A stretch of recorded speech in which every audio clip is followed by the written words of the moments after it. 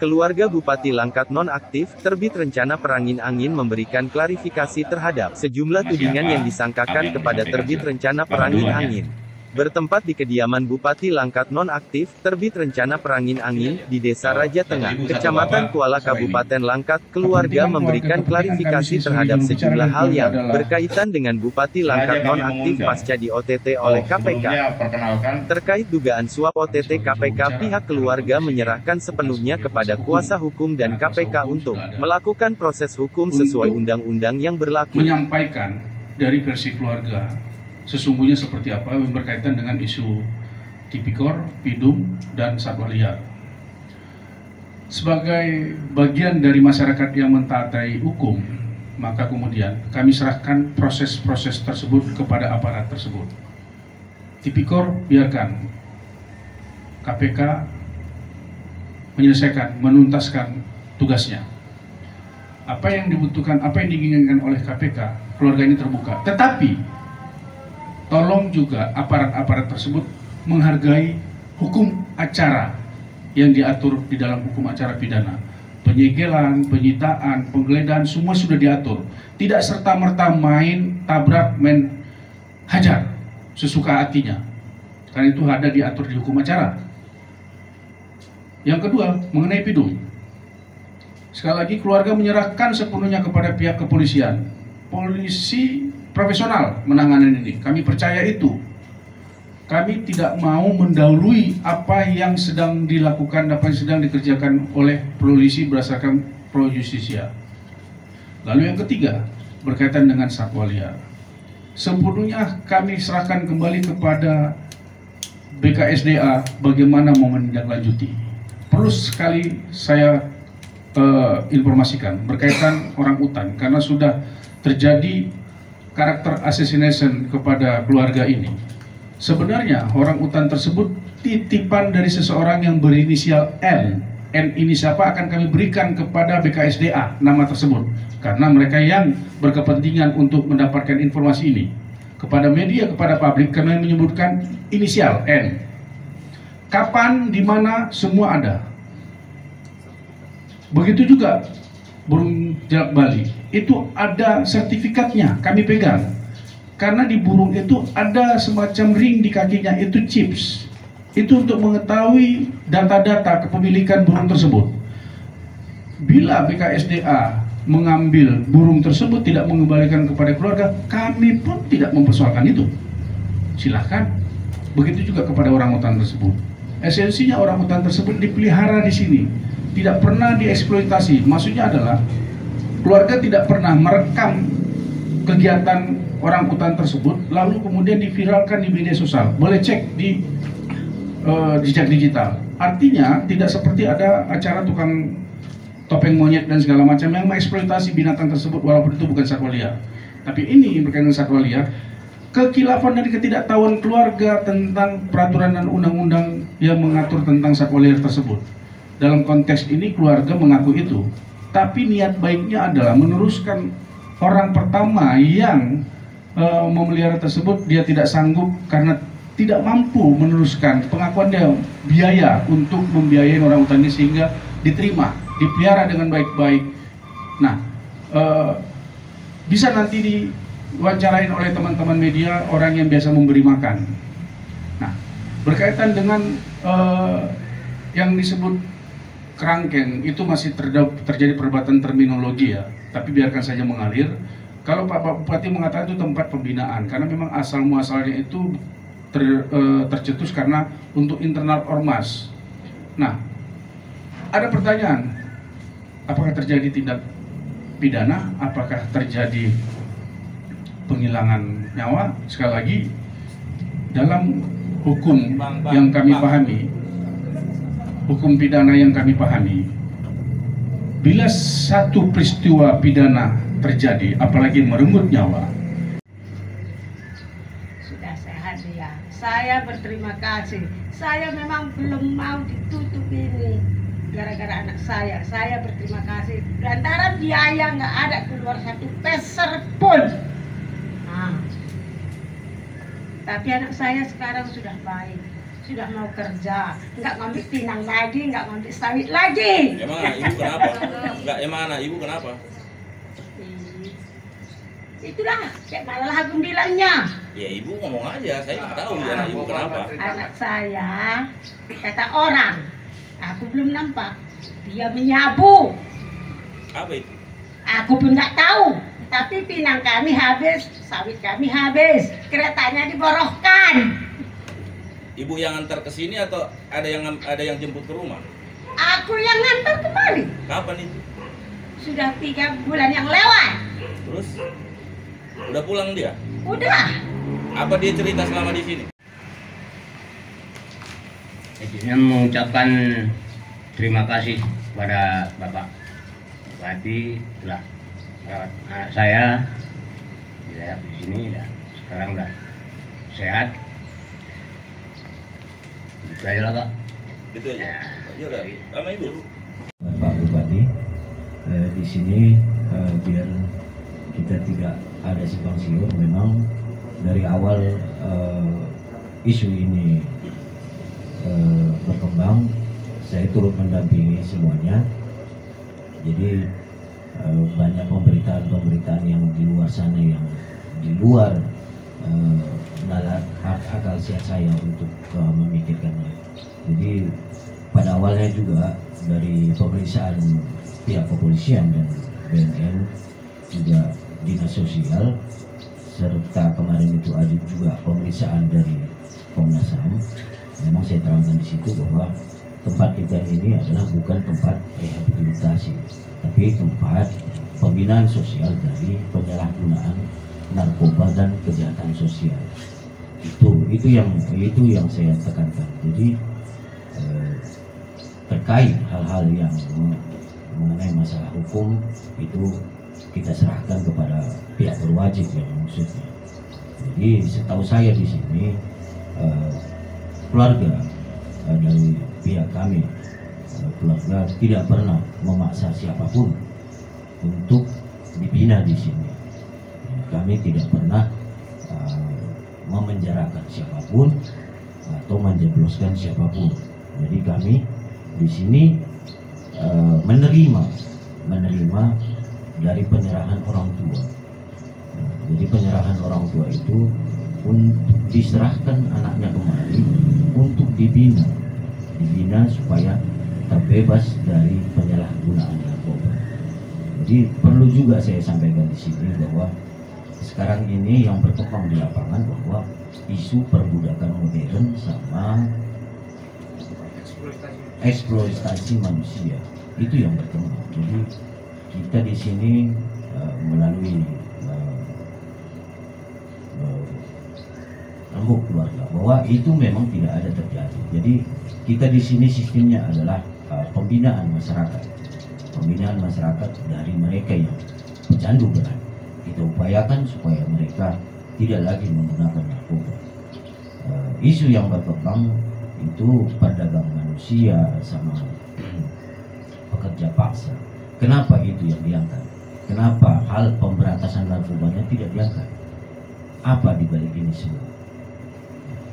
Kenapa begitu media ramai hanya membicarakan isu perdagangan manusia sama pekerja paksa?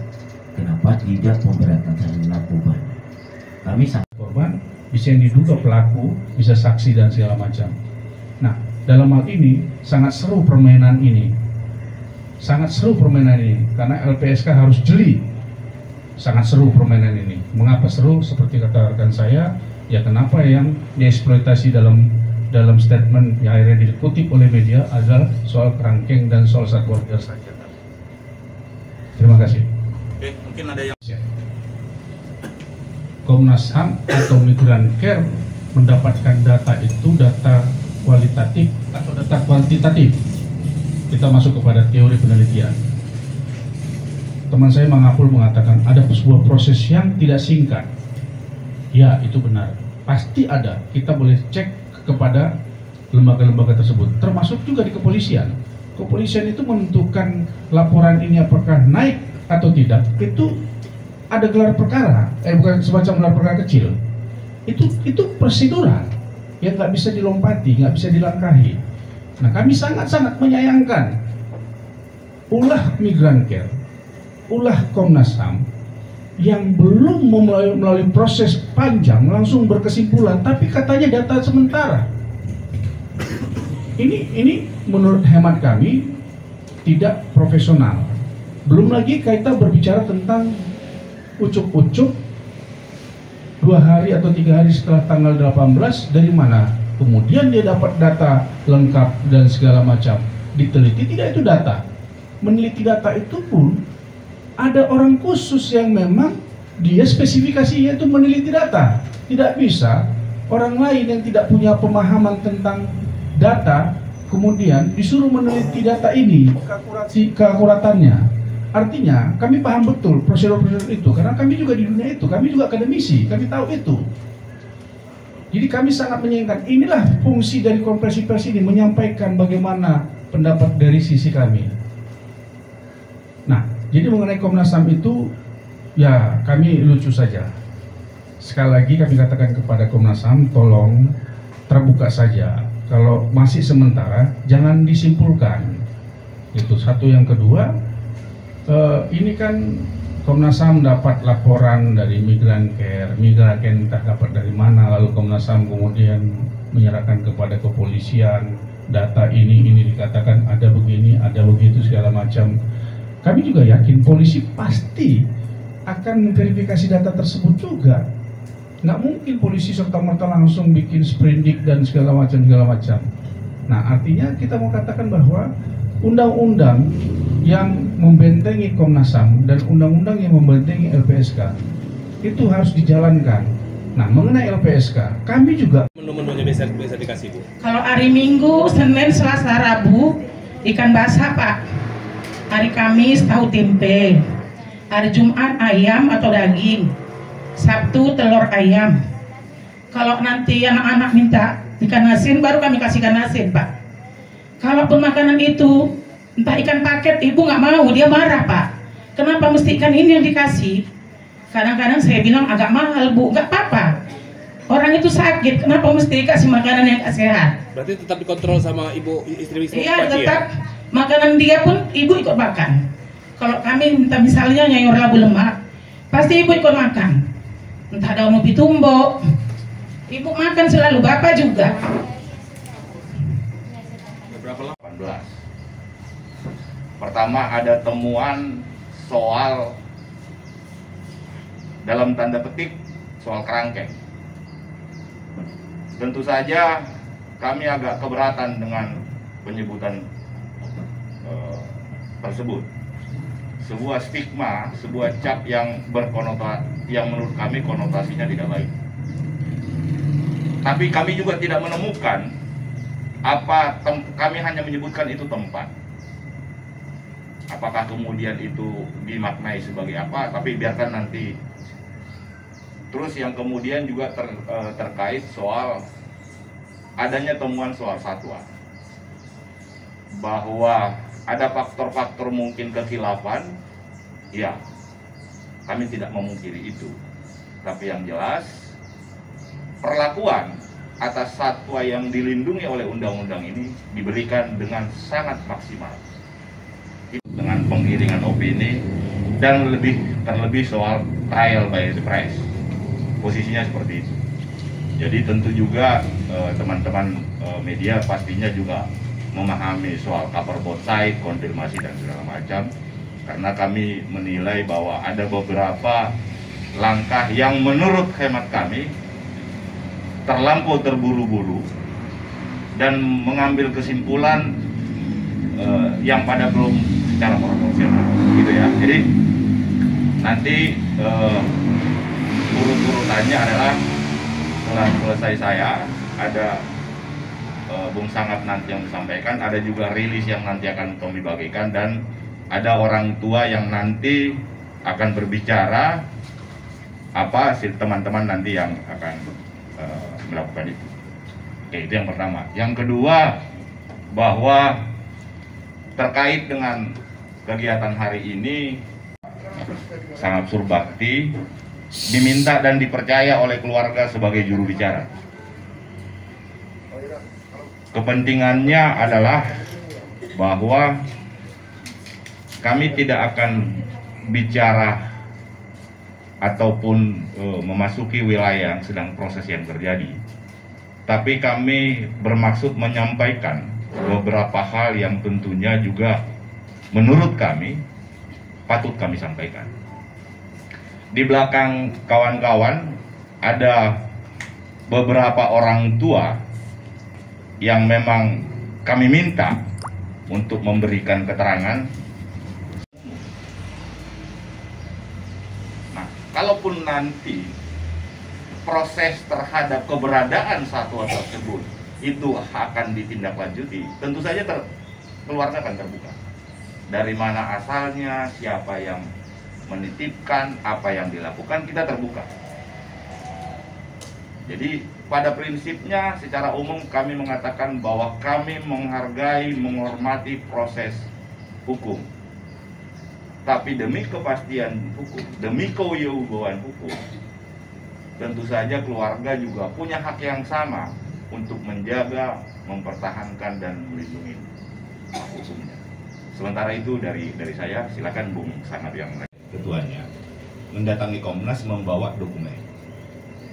Menjadi pertanyaan kemudian adalah apakah mereka, karena sedikit banyak kita tahulah proses bagaimana investigasi, pengumpulan data dan segala macam. Itu yang pertama. Yang kedua, kalau itu jadi persoalan hukum, pertanyaannya aparat mana yang berwenang melakukan itu? Karena migran mengadu ke Komnas. Sementara kalau itu disebut dengan misalnya itu adalah tindak pidana perdagangan orang atau tindak segala macam, berarti ada proses pengaduan kan. Ada proses pemanggilan, klarifikasi, dan ya biasa, proses biasa gitu. Itu yang kami sayangkan ketika teman-teman baik Migran Care, kemudian Komnas HAM dan LPSK melakukan jumpa pers menyampaikan kesimpulan sementara. Ini sangat sayang. Bahwa kami nanti menyikapi hal tersebut, tentu kami pasti akan rembukan dulu dengan kuasa hukum yang lengkap. Sama dengan proses penyidikan kan, ada bukti permulaan, ditemukan bukti segala macam, ada proses P18, P19, kan tidak. Jadi buat kami ini menjadi hal yang menarik. Soal kepala daerah korupsi bukan rahasia umum, gitu loh, bukan rahasia umum. Tapi penanganan yang sangat buat kami sangat ekstra dan terlampau ini buat kami agak menarik gitu. Saya baca di media, ada investigasi sementara. Loh kok sementara kok udah sudah sampai pada kesimpulan? Itu udah mungkin Bung Sangat bisa terbaik. Artinya gini, kami menghormati proses itu. Tapi yang menjadi menarik adalah ketika sebuah investigasi dilakukan, itu harus menyeluruh. Karena kami juga pernah masuk dalam sebuah tim investigasi dugaan pelanggaran berat, jauh lebih berat. Tragedi Trisakti Semanggi 1, Semanggi 2, kami ada jadi tim di situ. Tim asistensi. Yang minta Komnas HAM langsung. Ya, Komnas HAM. Karena ini terminologi dan kemudian proses yang menurut kami terlampau terburu-buru. Ada investigasi, ada temuan terkait satwa liar yang disita dari rumah terbit rencana berupa seekor orangutan, 1 ekor kera Sulawesi, 1 elang brontok, 2 ekor burung jalak Bali dan 2 ekor burung beo. Pihak keluarga menyatakan orangutan tersebut bukan milik terbit rencana Perangin Angin dan merupakan titipan dari seseorang. Sedangkan burung jalak Bali dimiliki secara resmi dengan adanya sertifikat dan bukti chip yang ada di kaki burung tersebut. Kemudian terkait dengan adanya kerangkeng manusia di belakang rumah pribadi terbit rencana, pihak keluarga menyatakan kerangkeng tersebut memang diperuntukkan untuk pembinaan para pecandu narkoba. Pihak keluarga juga menyayangkan isu dugaan penganiayaan dan perbudakan yang justru mencuat pada kegiatan rehabilitasi narkoba yang dilakukan secara pribadi oleh terbit rencana. Pihak keluarga juga meminta semua pihak baik polisi, Komnas HAM dan LPSK untuk benar-benar melakukan investigasi terkait sel kerangkeng tersebut, sesuai dengan data dan fakta keseluruhan di lapangan. Dari Langkat, Sumatera Utara, Tim Liputan B-News TV. B-News TV.